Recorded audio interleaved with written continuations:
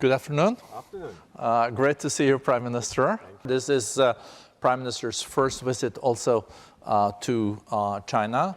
And, as Prime Minister. Yeah, as Prime Minister. I'm no stranger to China. No. I've come to China almost every year. And you speak the language, huh? Yes, we do. Yeah. And I think Singapore is also the largest investor in China still. Yes, we are. And, for 12 consecutive years. Yeah. And I think you were also in Beijing and meeting with President Xi Jinping. Yes. Yeah.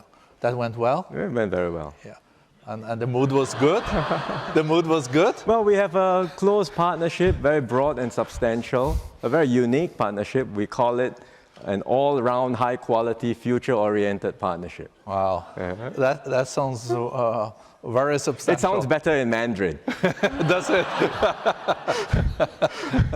A lot of things sounds better in Mandarin. Also when you say slow is fast, you know, or a crisis, I think has a double meaning. Yes, weighty. Yeah.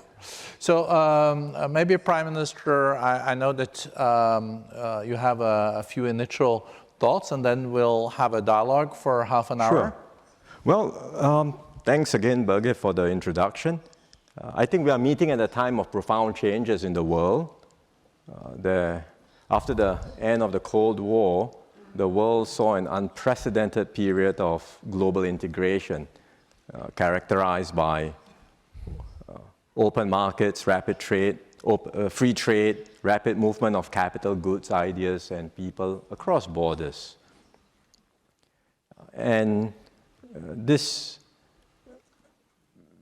brought benefits to many people, and for a long time this vision held true. Davos embodied this vision, a vision that global integration would deliver peace and shared prosperity. Unfortunately, I think the world is changing. We see over the years more pressures, discontent against globalization has risen. It started way back. I remember in 1999 when the WTO was held in Seattle, you already had demonstrations and protests there. But since then, year after year, you see in advanced economies, cities being destroyed because factories are closed, livelihoods get disrupted, jobs are displaced. And in more recent years, because of COVID and the concerns over supply security, because of conflicts in Europe and the Middle East, now concerns about security have risen. And we are in a very different position today. The global norms, global rules are weakening, global institutions are weakening, and economic nationalism is replacing win-win cooperation. For small countries like Singapore, we are worried because we have limited options, we have limited bargaining power, and we risk being marginalized.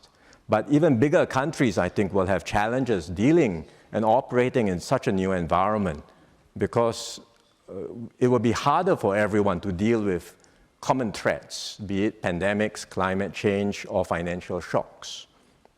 So I think our response has to be collectively to try and still harness forces that will bring people together, promote integration, bring down barriers, and strengthen multilateralism. Multilateralism that is more resilient, more inclusive, and better suited to the realities of our time. So Singapore will do our part in this endeavor, whether it's forging partnerships, updating global rules, or advancing dialogue, working together with partners like the WEF. The efforts may seem small and incremental, but if like-minded countries everywhere were to do our part, then collectively I think we can make a difference. And then step by step, hopefully we can lay the groundwork for a new and more stable global order in time to come. Thank you. I think Prime Minister deserves an applause for that. Picking up on your last point, what kind of order or more stable system could we foresee in the future? I think we had one world order after the Cold War, and that order is not really there anymore, but we don't know what is coming. the premier lead this morning said we had to avoid the law of the jungle, or the jungle growing back. But how do you see this new system of cooperation? You could see a more multipolar system, but at the same time you see soft power replaced with strong power. You see interest spheres also being developed. So multipolarity is one thing, but aren't we seeing more a system of interest sphere? And that for smaller, medium-sized countries would be quite a challenge. It is going to be a challenge. I think, frankly, no one knows what this new order will look like. It's still very early days. We are in a period of transition and a period of evolution. There will be critics of today's system that say it's good that now the system is changing. But I would also say let's have a care. Let's not be too quick to cheer, because what is the alternative? So we have to think through very carefully how we can evolve a better system. And I'll give you two examples of global institutions that have come under pressure, but over the years have been able to reform and upgrade themselves. First, the IMF. I started work as a young economist in the 90s, so I still remember vividly the 1997 Asian financial crisis. People till today call it the IMF crisis. Because the IMF came in with strict austerity, one-size-fits-all measures, and there was a reaction. But look, over the years, the IMF has reformed, it's updated itself, it's customized its approaches, become more responsive, more transparent, and it has taken into account local circumstances and context. It's an improved, upgraded IMF. To be clear, there's still reforms to be done.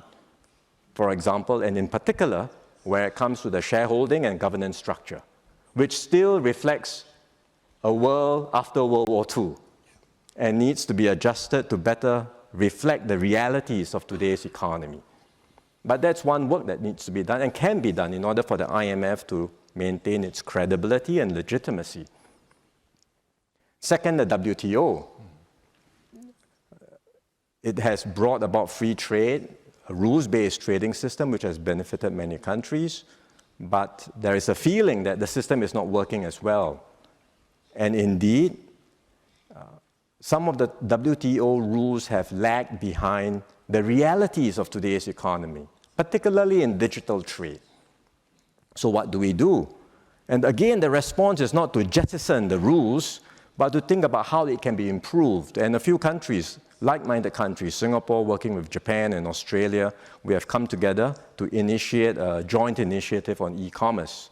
And after 5 hard years of negotiation, today more than 70 countries have agreed on the first set of rules for digital trading. It's the building block for the first set of global rules on digital trade.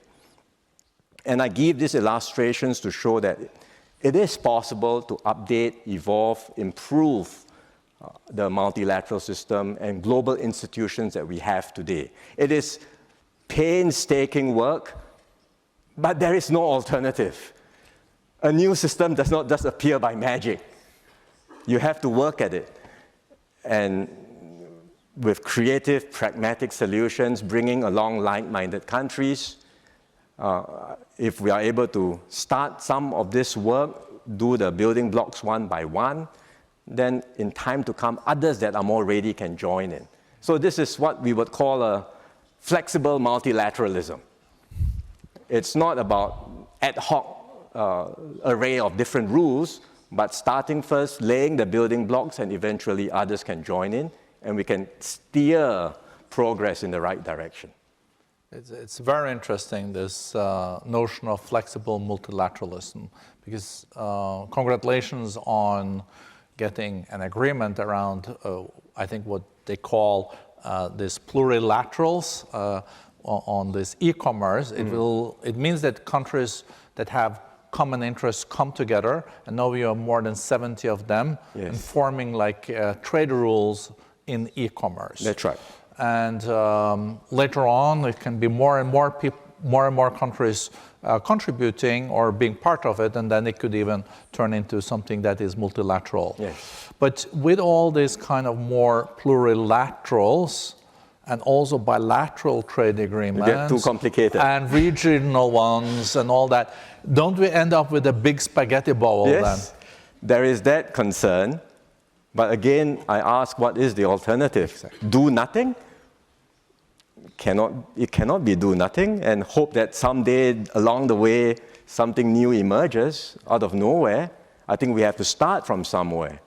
And if we start with like-minded countries, putting in place some basic building blocks, but always with a view that whatever we do, it is open, it's inclusive. Others may not be ready to join, but in time to come, they can join, and we can multilateralize these efforts. Exactly.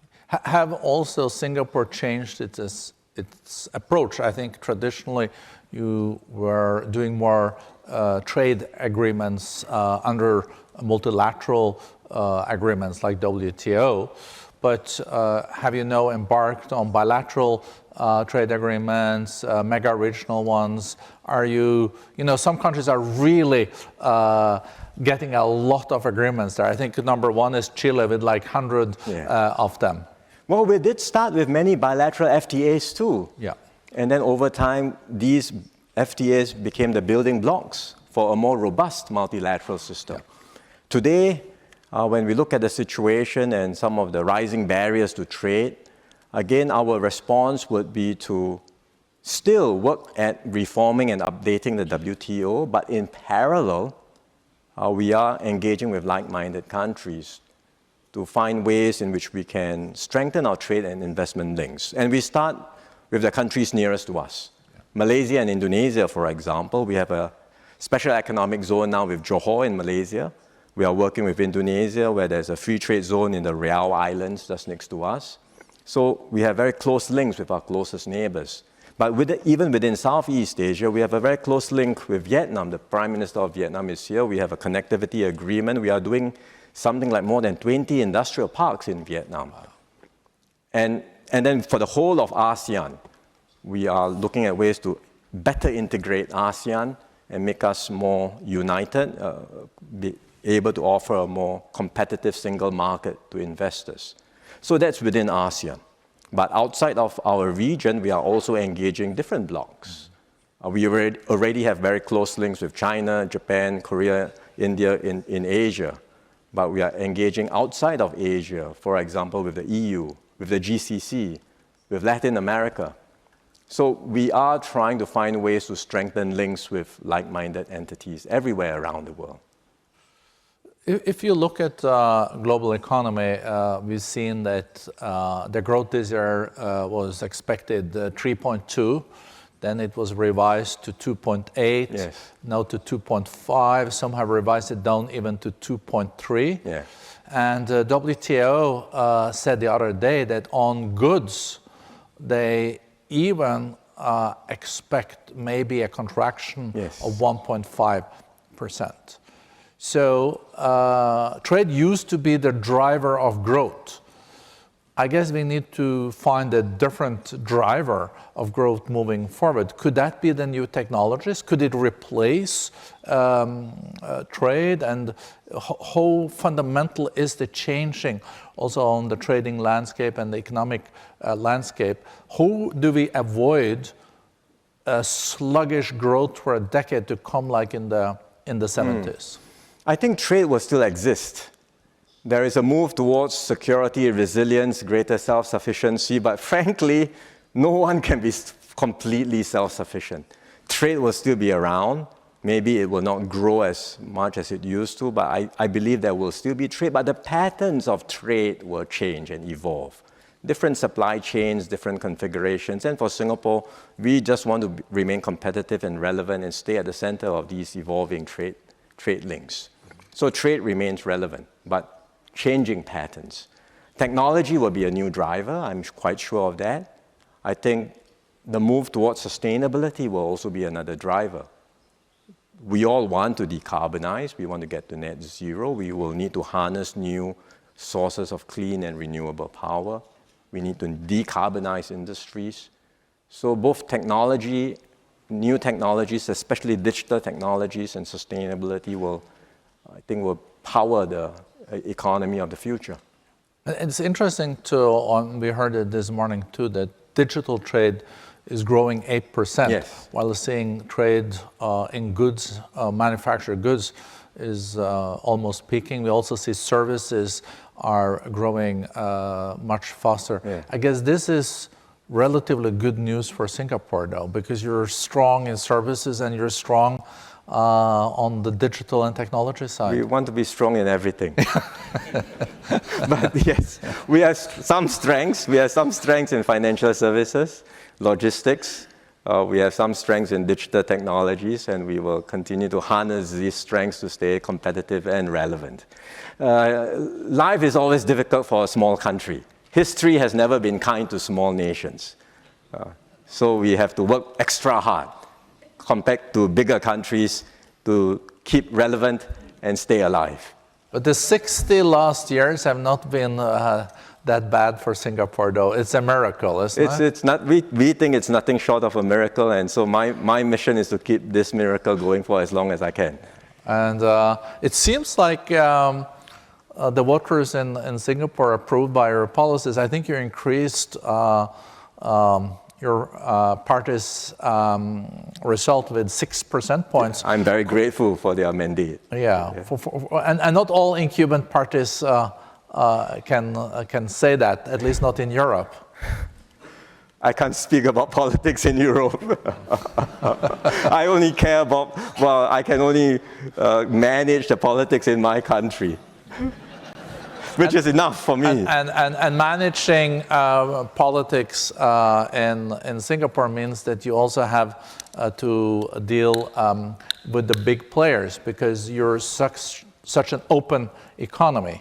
As I said at the beginning, through Singapore, you are the largest FDI, foreign direct investor, in China, yes, but I guess in many ASEAN countries too. And now you have to maneuver between your special friends in the US, yes, and in China. How do you balance that? Yeah. Well, that's the favorite question that gets asked of Singapore in conferences like this. I'm surprised it took you a while to get to the question. I wanted to warm you up and hope for a different answer, you know? Well, the simple response is we have good relations with both. We have broad and substantial relations with both America and China.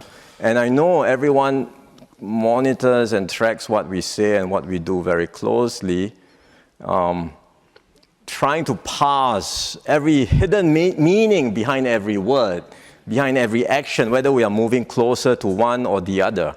But that's not how we look at things. That's not the way we approach it. And because currently we are in China too, so. Yeah, I know. And maybe tomorrow when I'm in America, then they think differently. But our starting point is that we look at things from Singapore's point of view in advancing Singapore's national interest. Our interests are to have close, good relations on substance with both America and China. And we will continue to do whatever we need to do to promote and advance Singapore's interest. It's not about balancing between the two superpowers, but it's about being consistent and principled in advancing and promoting Singapore's interests. And that's what we will continue to do. And I think if we continue to do so in a consistent and principled manner, our partners, whether it's America or China or other countries, will see us more as a reliable and trusted partner that we can work with. I would say also that Singapore's position is not unique. We want to be friends with both America and China and to have good relations with them, cooperate on win-win areas. But it's not just us. All of Southeast Asia would like to do the same. And within ASEAN in particular, no single country in ASEAN may have that same size and scale. But when you add ASEAN up altogether collectively, we are not small. We have considerable heft. We are 700 million people, a sizable economy. And ASEAN has the ability to shape its own destiny, to shape its own future. ASEAN was the arena for proxy wars during the Cold War. We don't want that to happen again. So ASEAN's approach is very clear. We reject zero-sum competition. We embrace engagement with not just America and China, but with other major powers. And we want all to be engaged in this region, in Southeast Asia. America is the largest investor still in Southeast Asia. China remains the largest trading partner. We want both to be actively engaged. We want other major powers to be actively engaged. And we want the region to be an open and inclusive arena where people have stakes in the region and we can all work together for shared prosperity. And ASEAN will work towards that objective. But ASEAN is quite a diverse group too. It is. So, hence the work to integrate and to make ASEAN stronger and more united. how is the single market going? Becoming better and better each and every day. With already, baby steps or big steps? Yeah, we will keep trying. I would say, if you think about it, there is already a very intricate supply chain connecting ASEAN. You can have, for example, cotton from the Philippines being spun in Thailand, dyed, and then stitched together into garments in Vietnam or Indonesia and exported to the world. And shipped out of Singapore? Possibly out of our ports, with HQ in Singapore, with R&D done in Singapore. So it's an entire ASEAN supply chain, which it already exists today, and we are continuing to find ways to bring down barriers. We are largely tariff-free today, but I think the barriers are also in non-tariff areas. And we are trying to find ways to bring down barriers, to integrate our economies, our payment systems, a whole range of things to make ASEAN more competitive and to offer ourselves as that single market to investors.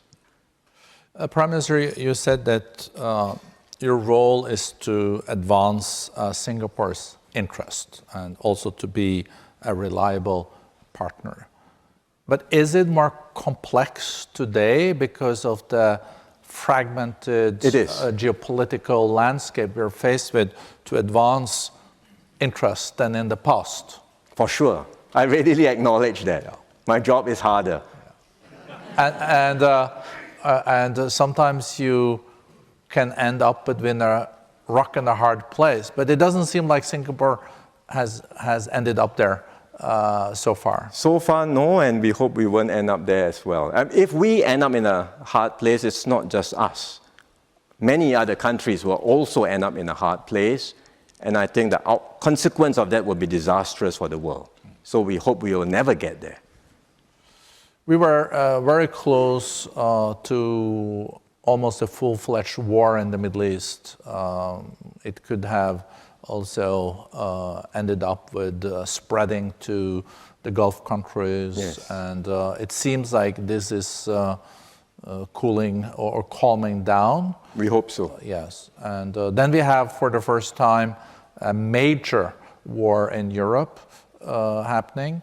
How worried are you for the future that we could again see wars happening? And even if you're seeing sluggish economic growth today, just imagine if the war between Israel and Iran had spread and a closure of the Strait of Hormuz would have happened. It would have had devastating consequences. What can we do to mitigate the risks?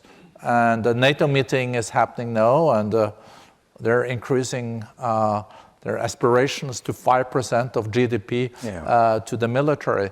Yeah. Who would have thought that? It was controversial. Last time I was at the NATO meeting, it was controversial to go up to 2%. Yes. As I said just now, it's a different world because the accumulation of discontent against globalization, as well as a combination of recent experiences with COVID and security concerns have led to a situation where today security is a paramount concern of many countries. And so it's not just about military spending, it's about more resilient, more secure supply chains, for fear that along the way If something were to happen, if push comes to shove, I need the supplies, but it's not forthcoming. And no country wants to end up in that position. So it's understandable that countries are concerned, governments are concerned, and responding to this concern. But I think we should have a care about abandoning the concept of economic integration, because integration cannot guarantee peace, but I think it certainly gives us a better chance for peace than a me-first approach.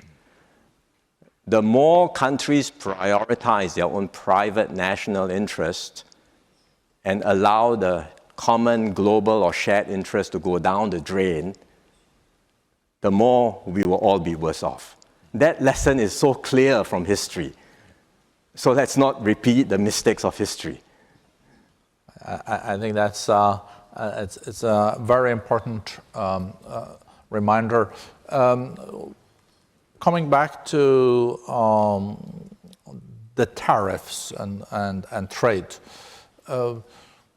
what has your dialogue with the U.S. administration been so far? What is Singapore faced with? Oh, we got 10% tariffs. That is relatively a good deal, though, isn't it? Oh. I heard about 140%, but I think that's no 50, isn't it? Well, if you look at the facts, we have an FTA with America. America has a surplus with us.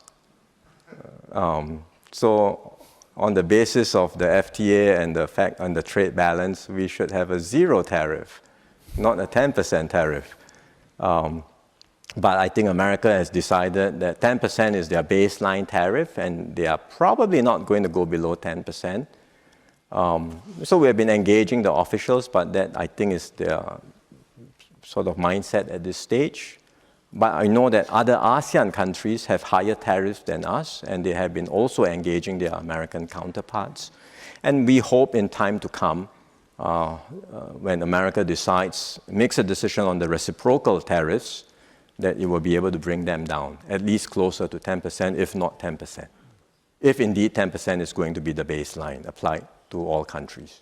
And I think it's also important to remind ourselves that, we're getting used to 10%, but this is still very high. It's 3 times higher than it used to be on average from the US. So it's already quite substantial. Yeah, that's why I've said that we are in a new era where there will be more barriers to trade. And we have to accept these realities. Not that we think it's a good idea, but these are the realities that we have to work with. And in the meanwhile, countries that would like to promote and advance the agenda for free trade should come together and work in different formats, different platforms, whether regional or plurilateral platforms, to advance the agenda for free trade. And Singapore will be the first to lead the charge on this.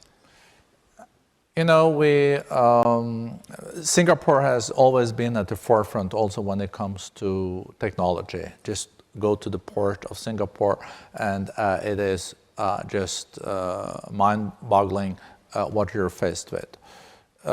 With Gen AI, with the robotics, with the synthetic biology, with also now satellites, but also space. There is so much happening.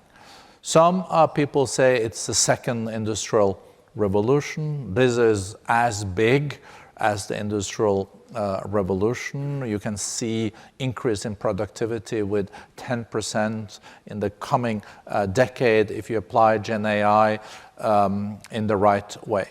Could you, when we're getting now at the end of this dialogue, say something about how do you assess the magnitude and the paradigm shift we're faced with in these technologies, and how do you position your own country to be at the forefront? We think it's a major game changer. AI will be a major game changer. We, like all countries, would like to harness the benefits of technologies and AI to push the frontiers of our economy, raise productivity, and improve the lives of our people. But I would say that our focus is not just on what happens at the leading edge. there is a lot of media attention on where are the breakthroughs, which are the next unicorns, which are the next big, when will we get AGI, to materialize? All these are important conversations, no doubt. Or a deep seek in Singapore. Maybe, but we would like to harness AI in a different way, which is to make sure that the benefits are broad-based.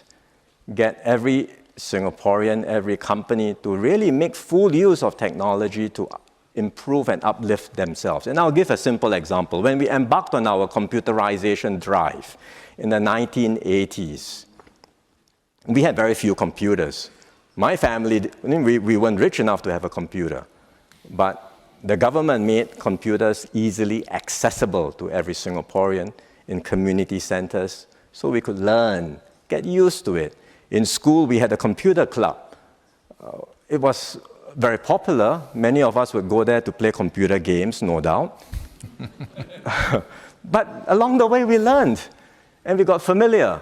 And it's not just at the top end. Everyone became familiar with computers very quickly. And we could harness computers and new technologies to improve our lives, to be more productive, and to transform society. In the same way with AI, let's not get too obsessed with what's happening at the cutting edge. But how can I, as a government, harness AI effectively to transform my processes in government? How can businesses, big and small, even the small, medium enterprises, make full use of AI to improve their processes, to become more productive? And importantly, how can I get every worker to master AI tools and be familiar with AI tools to be more productive? That's what we are obsessed about. I think that's a great aspiration. It's also about wealth trickling down, yes, and everyone benefiting from it. And I think that when I followed the election also in Singapore, I think at least my interpretation is one of the reasons why you did so well is we were addressing also practical challenges for the people in Singapore. It has to be. It has to be. I mean, the housing prices and all this. A nation's progress has to be shared, felt, and experienced, and translated into improvements in the lives of people day by day. If it does not, there will be a disconnect, and the compact gets undermined, and societies don't hold together. And we don't want that to happen in Singapore. And you saw the primaries in New York, maybe, this morning? I've not been keeping track. No, but I think we should look it up. That shows also that if things are not addressed, it can lead to also frustrations. But Prime Minister, so good to have you here. Thank you. I really enjoyed the discussion and also learning from your thoughts. So thank you very much. Thank you. Very good to talk to you. Thank you very much. Thank you.